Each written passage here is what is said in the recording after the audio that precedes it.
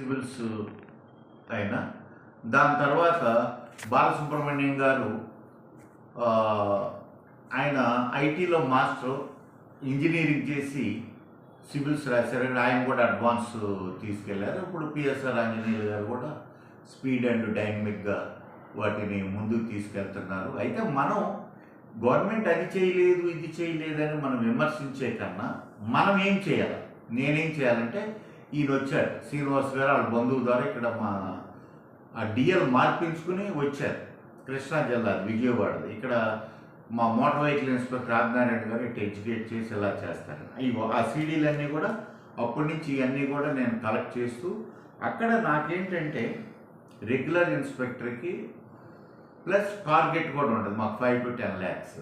అంత టైము నాకు కేటాయించడానికి ఉండేది కాదు. అయినా కూడా ఆ రోజున నా దగ్గరకు వచ్చిన LLR applicants, DL applicants, registration applicants, vehicle ఫిట్నెస్కి వచ్చిన అప్లికెంట్స్ వాళ్ళందరూ ఆ రోజు ఆ జిల్లాలో ఆంధ్రాలో ఇండియాలో బెస్ట్ డ్రైవర్ ఓనర్లుగా తీర్చిదిద్ది ప్రపంచ బెస్ట్ డ్రైవర్ ఓనర్లు దరిదాపుగా ఎలా రీచ్ అవ్వాలని గోల్ చెప్పేవాడిని.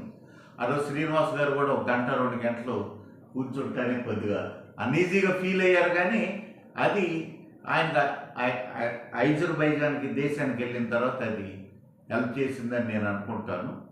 అయితే ఇక్కడ మోటార్ వెహికల్ ఇన్స్పెక్టర్గా ఎడ్యుకేషన్, మోటివేషన్, తర్వాత ఎన్ఫోర్స్మెంట్ చేయాలి. రెగ్యులర్ ఇన్స్పెక్టర్గా ఇన్స్పెక్టర్ అంటే తప్పు చేసిన వాళ్ళని శిక్షించడం. అయితే ప్రతి డ్రైవర్ కానీ ఓనర్ కానీ డైలీ 1 అరగంట వార్తలు చూస్తాం. అంటే ఇమ్మీడియట్లీ ఏం జరిగింది, యాక్సిడెంట్స్ ఎలా జరుగుతున్నాయి, స్పాంటేనియస్గా షార్ట్ అండ్ బ్రీఫ్ వస్తుంది. నెక్స్ట్ రోజు ప్రతి సిటిజన్ కూడా లైఫ్లో ఇండియాలో హయ్యెస్ట్ రోడ్డు ప్రమాదాలను నష్టపోతున్నాం. ఇప్పుడు అది డెవలపింగ్ కంట్రీ, మనం డెవలపింగ్ కంట్రీ.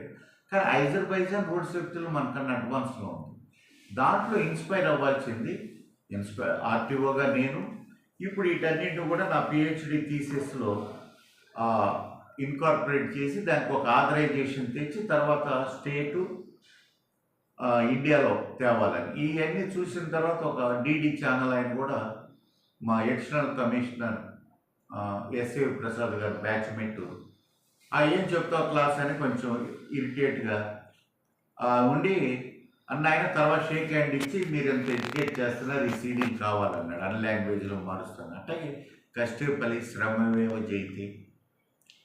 అండ్ కాబట్టి ఇక్కడ ప్రజలు ఆలోచించాల్సింది ఏంటంటే మీరు న్యూస్ పేపర్ చదవండి, అనాలిసిస్ ఎలా ఉంది టీవీలో చూసిన తర్వాత. ప్రతి డ్రైవర్ ఓనర్ చదవాలి, అదేవిధంగా సిటిజన్ కూడా చదవాలి. మీ పవిత్ర గ్రంథాల తర్వాత రాజ్యాంగం తర్వాత మీరు టాప్ ప్రయారిటీ ఇవ్వాల్సింది ఇది. నెక్స్ట్ ఆరోగ్యానికి సంబంధించి చెప్పండి శ్రీనివాస్ గారు. అక్కడ ఈ స్విమ్మింగ్ అది ఇక్కడ ఆంధ్రాలో కానీ ఇండియాలో ఎక్కువ మంది యూత్ చనిపోతున్నారు. అక్కడ ఆ సీ షోర్స్లో కానీ కాలువల దగ్గర ఎలా జాగ్రత్తలు తీసుకుంటారు?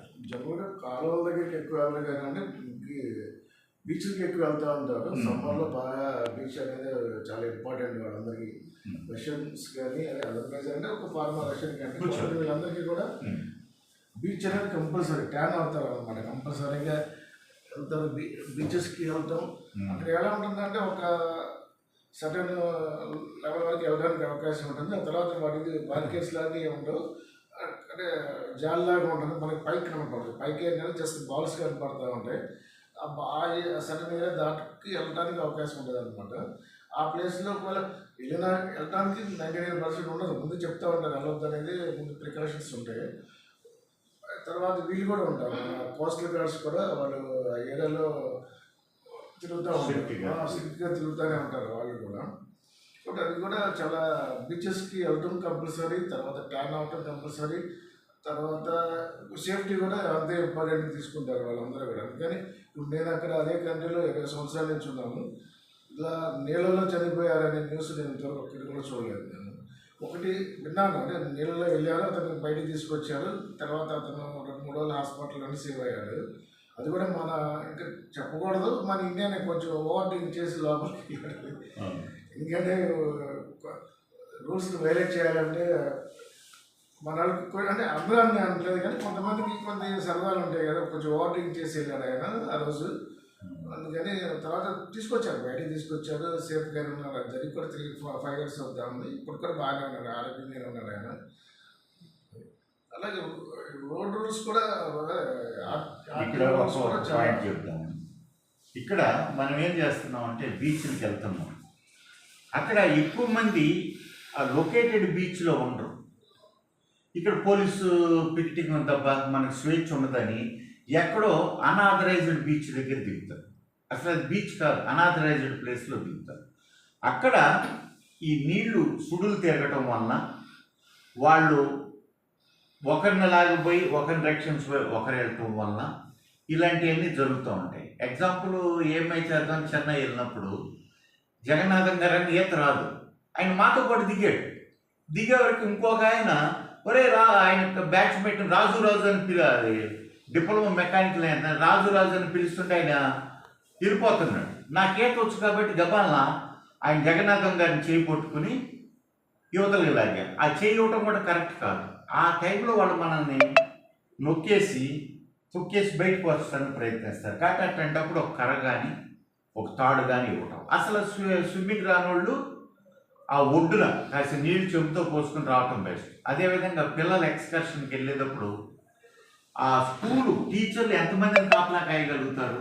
కాబట్టి పేరెంట్స్లు ఎవరో ఒకరు ఆ ఎక్స్కర్షన్కి బస్సుల్లో వెళ్ళి వాళ్ళ పిల్లలు వాళ్ళు కూడా స్కూల్స్ వాళ్ళు వీళ్ళు పేరెంట్స్ కలిసి సంరక్షణ చేసుకోవటం టూరిజాల్లో వాటిల్లో మంచిది. మన పిల్లలు మనం కాపాడుకోకుండా ఆ స్కూల్లో టీచర్లు కాపాడాలనే వాళ్ళకి అప్పచెప్పేసామనే బాధ్యత నుంచి బయటికి రండి.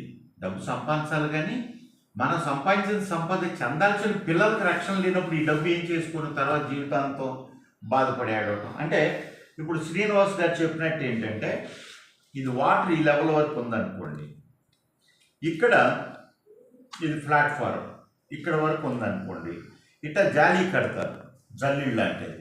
ఇక్కడ బాల్స్ ఉంటాయి, అంటే ఇక్కడ వరకు జాలీ ఉంది. ఒకవేళ ఇక్కడి నుంచి కొట్టుకుపోయినా ఈ జాలీ పట్టుకుని గబ్బాన్ని లెగుస్తుంది.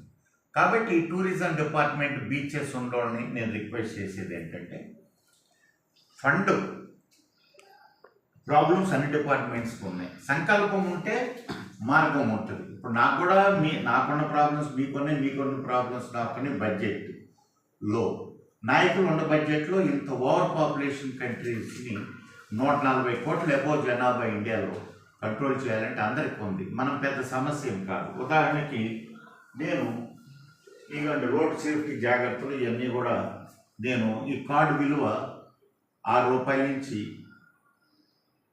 ₹8 మధ్యలో పడుతుంది. నెలకు ఒక 5,000 10,000 రోడ్ సేఫ్టీ కరోనాకి సంబంధించినవన్నీ కూడా వచ్చి ఒక్కొక్కరికి కార్డు డిస్ట్రిబ్యూట్ చేస్తాను. ఒక 5 నుంచి 10,000 అంటే ప్రజల నుంచి వచ్చిన డబ్బే కదా నాకు శాలరీ. అందులోంచి నేను 5-10,000 ఇవ్వలేనా? మరి ఖర్చు ఎలా తగ్గించుకోవాలి? ఇంట్లో ఫంక్షన్ ఇచ్చేటప్పుడు 100 మందికి పెట్టే బదులు మన పిల్లల ఫంక్షన్ అవని మన ఫంక్షన్స్ అవని 20 మందికి పెట్టండి.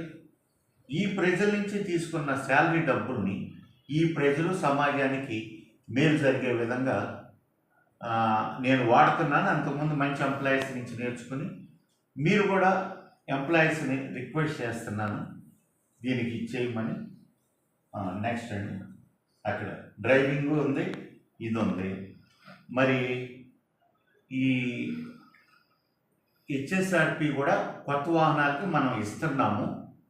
నెక్స్ట్ మనకు కూడా జిపిఎస్, బిగ్ డేటా అనలిటిక్స్, తర్వాత దాని ద్వారా తప్పు చేసినప్పుడు వైలేషన్స్ని కూడా రికార్డ్ చేస్తుంది.